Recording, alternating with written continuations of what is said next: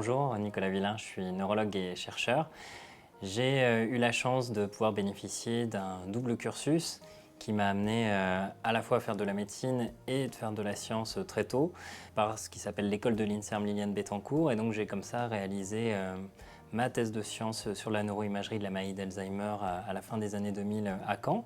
Et ensuite, j'ai pu reprendre ma formation médicale et notamment faire mon internat de neurologie ensuite ici à Paris, puis mon clinica.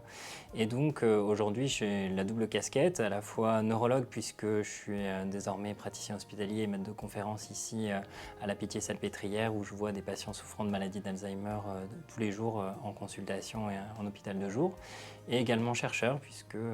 je continue, grâce à ma formation précoce, à pouvoir mener des projets de recherche à la fois sur des aspects d'imagerie de la maladie et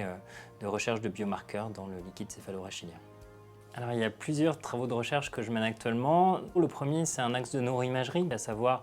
comprendre pourquoi certains réseaux vont dégénérer plus vite que d'autres dans la maladie d'Alzheimer, comprendre par ce biais les mécanismes de résilience, de protection et de risque de la maladie. Donc ça, c'est des approches d'imagerie dites multimodales. On utilise plusieurs modalités d'imagerie cérébrale pour mieux comprendre cette vulnérabilité. Ça, c'est le premier axe. Et le second axe, c'est un axe que j'ai développé plus récemment, qui est la découverte de nouveaux biomarqueurs dans le liquide céphalorachidien, qui est le liquide dans lequel baigne le cerveau et la moelle épinière, et qui nous permettra de peut-être mieux identifier en l'occurrence plutôt les maladies apparentées à la maladie d'Alzheimer pour lesquelles le diagnostic reste encore difficile aujourd'hui car il n'y a pas ces biomarqueurs disponibles. Donc avec l'équipe du CEA de Saclay, avec une approche en spectrométrie de masse, nous avons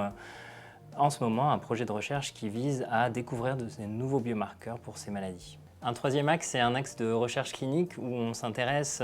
notamment beaucoup dans ces temps de polémique autour du dernier médicament qui a obtenu une autorisation aux États-Unis, l'aducanumab, à finalement quel est le réel bénéfice de ces médicaments aducanumab et ses cousins qui sont sur le point aussi de terminer leur phase de développement à l'aide d'approches de méta-analyse. Donc ça, c'est plus un aspect de recherche clinique où on essaie de mieux comprendre la balance bénéfice-risque de ces médicaments.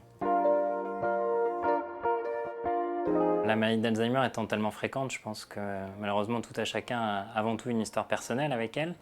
Mais sur le plan professionnel, c'est avant tout le hasard d'une rencontre scientifique, celle que j'ai faite à Caen quand j'étais jeune étudiant en master avec Gaëlle Chetla, qui est chercheure, directrice de recherche à l'INSERM et qui travaille sur cette maladie depuis de nombreuses années et qui m'a pris sous son aile, mentoré et qui m'a donné l'envie, l'intérêt de m'intéresser à cette maladie et qui a bien réussi puisque aujourd'hui, 15 ans après, je continue à m'intéresser à elle et tenter de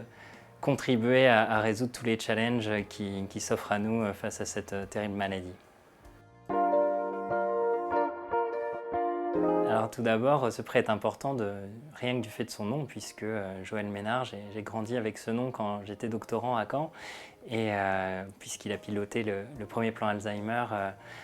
2007-2012, qui a permis la naissance de la Fondation Alzheimer et puis ensuite la naissance de ce prix. Donc pour moi, c'est avant tout un honneur de pouvoir avoir un prix à son nom. Au-delà du nom associé au prix, c'est aussi un honneur et cela permet d'augmenter la visibilité de mes travaux et du centre